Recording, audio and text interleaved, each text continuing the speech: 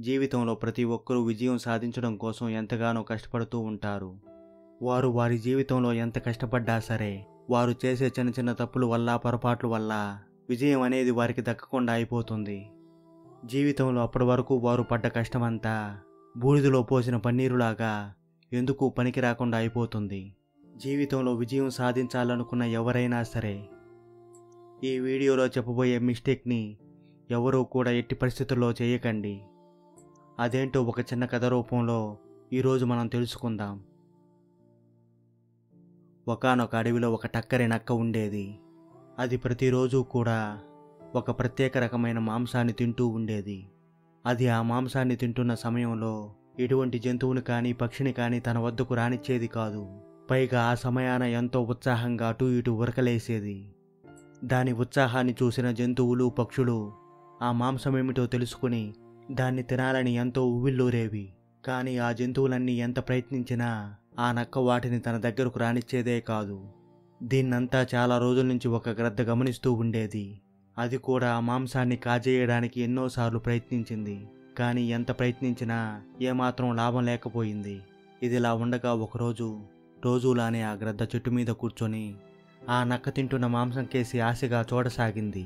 ఇది గమనించిన ఆ నక్క ఆ గ్రద్దను దగ్గరకు పిలిచి, నేను చాలా రోజుల నుంచి నిన్ను గమనిస్తూ ఉన్నాను.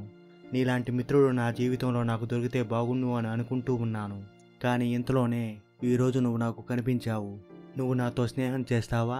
నీకు ఈ రుచికరమైన మాంసాన్ని తినిపిస్తాను అని అంది. అప్పుడు ఆ గ్రద్ద ఏమీ ఆలోచించకుండా ఎంతో రుచికరమైన మాంసాన్ని తినబోతున్నామన్న ఆనందంలో తనని తాను మర్చిపోయింది. నేను ఎన్నోసార్లు నువ్వు తింటున్న ఆహారాన్ని గమనించాను.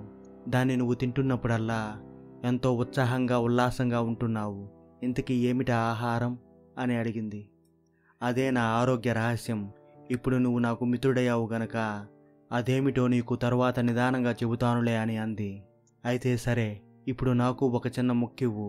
దాన్ని నేను తిని ఆ మాంసం యొక్క రుచి ఎలా ఉందో నేను తెలుసుకుంటాను అని అంది ఆత్రంగా. అప్పుడు నక్క, అలాగే మిత్రమా, తిందు కాన్లే. ఇది అరుదుగా దొరికే మాంసం, మన దగ్గర కూడా ఎక్కువగా లేదు. మళ్ళీ ఈ మాంసాన్ని సంపాదించాలంటే చాలా కష్టం. అందుకోసం నువ్వు ఒక పని చేయాలి. అప్పుడు ఆ గ్రద్దలో ఆతృత మరింతగా పెరిగిపోతుంది. నేను ఒక పని చేయాలా? ఏం పర్వాలేదు, ఈ మాంసం తినడం కోసం నేను ఎలాంటి పనినైనా చేస్తాను అని అంది. అదేమంత కష్టమైన పని కాదు మిత్రమా, నువ్వు దాన్ని చాలా సులభంగా చేయగలవు అని అందా నక్క. అయితే నేను సిద్ధమే. దానికోసం నేనేం చేయాలి అందా గ్రద్ద. నువ్వేమీ భయపడకు మిత్రమా, నేను నీ నుంచి ఏమీ ఆశించనులే. ఒక్క ముక్క మాంసానికి నువ్వు ఒక్క ఈక తీసిస్తే చాలు అంటుంది ఆ నక్క. ఓ అంతేనా?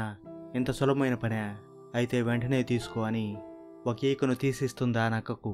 అప్పుడు దానికి బదులుగా ఒక చిన్న ముక్కను తీసి ఆ గ్రద్దకిస్తుందా నక్క. ఆ మాంసం ముక్కను లొట్టలేసుకుంటూ తింటూ ఆ గ్రద్ద, అబ్బో, ఇది చాలా రుచిగా ఉందే. ఇటువంటి మాంసాన్ని నా జీవితంలో నేనెప్పుడూ తినలేదు అని అంటుంది. నేను నీకు ఇదివరకే చెప్పాను కదా, ఇది చాలా అరుదైన మాంసమని అని అంటుందా నక్క. అప్పుడు గ్రద్ద ఇంకొక ముక్కను అడుగుతుంది. నక్క గ్రద్ద నుంచి ఇంకొక ఈకను తీసుకుని దానికి బదులుగా మరొక ముక్కనిస్తుంది.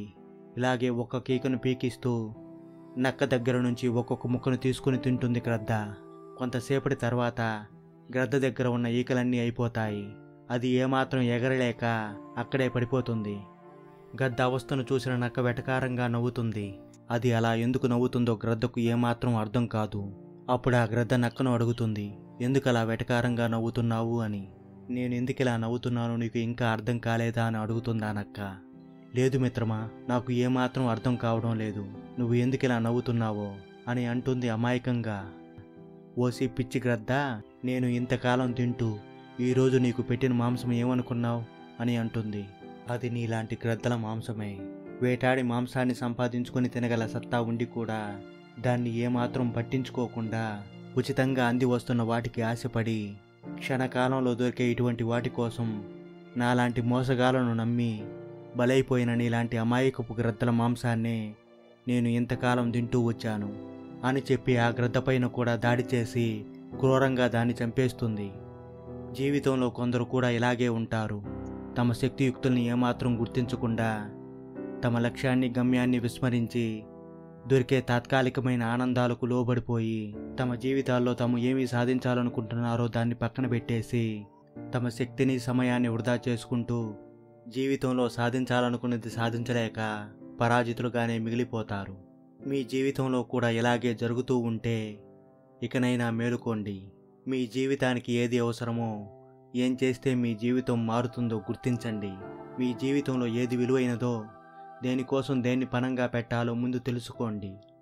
టెంపరీగా వస్తున్న సుఖాల సౌఖ్యాల మాయలో పడి వాటిలో కూరుకుపోకుండా అవి కలిగించే మత్తు నుండి బయటపడడానికి ఇకనైనా ప్రయత్నించండి.